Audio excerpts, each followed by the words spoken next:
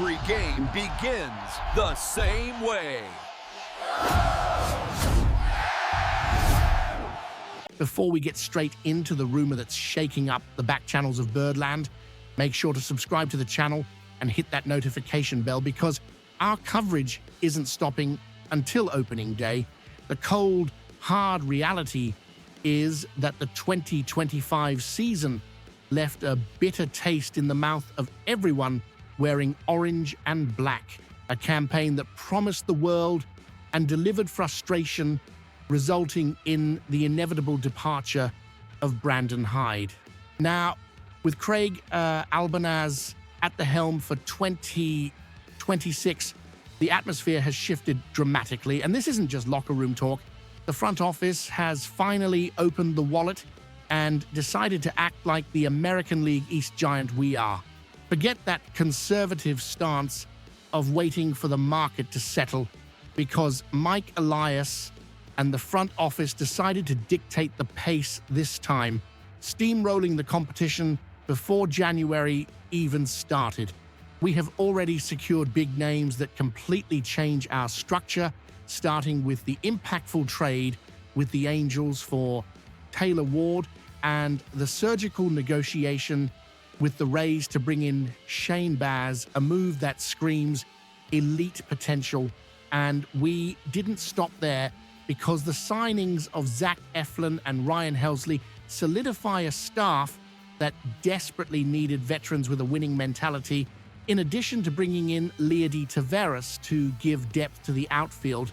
But what really kept the phones ringing off the hook behind the scenes was the arrival of Pete Alonso.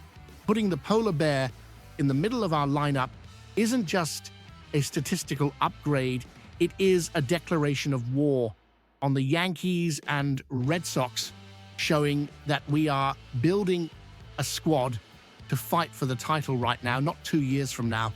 This aggression is something I have been calling for ages, and seeing it materialize with Albanaz taking the wheel brings a renewal of hope, but it also places immense pressure on the organization's shoulders, because with this level of investment, the fan base's patience for errors will be zero.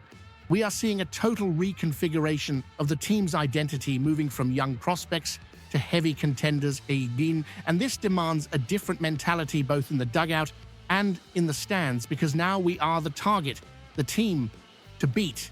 And every move reflects this new posture of those who accept nothing less than October. Despite all this frantic movement, my sourcing and the general feeling in the league corridors indicate that the work isn't finished yet, and this is where it gets serious for our rotation. Mark Feinsand from the league's official site dropped a nugget of intel that corroborates what I've been suspecting. The Orioles are actively hunting a high-caliber lefty pitcher to shut the door on the rotation, and two names are on the table: Framber Valdez and Ranger Suarez. The Suarez situation is particularly intriguing and seems to be where the smoke is thickest right now, mainly because he is 2 years younger than Valdez, offering a slightly larger window of competitiveness that aligns with the young core we still have. The issue is that we aren't alone in this dance. The New York Mets are breathing down our necks, also desperate for rotation help, which should inflate the price. But if we want to survive a playoff series, we need this profile of pitcher who induces ground balls and controls the game. Exactly what Suarez does masterfully. Valdez is the safe option, the battle-tested veteran, but Suarez brings a ceiling that, combined with our elite infield defense, could be the final piece of the puzzle to transform our rotation from very good to untouchable. Think about the dynamic of having Eflin, Baz, and then a tricky lefty like Suarez to break the rhythm of opposing hitters in a short series. That is the kind of planning that wins championships.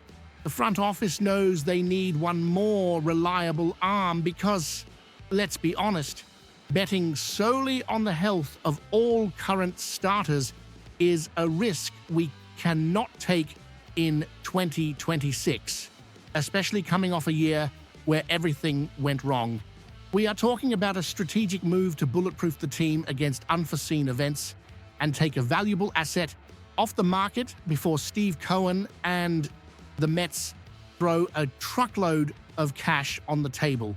I prefer the bet on Suarez due to his age and the fit at Camden Yards, but either of the two would signal that the Baltimore Orioles aren't here to play games. I want to hear from you, Birdland, between the experience of Framber Valdez and the potential of Ranger Suarez. Who would you put the money on the table to bring in right now, or do you think we already have enough with the arrivals of Eflin and Baz? Leave your opinion in the comments. It is crucial we debate this. If you want to stay on top of every trade and rumor before the mainstream media, keep following the channel. Let's build this season together.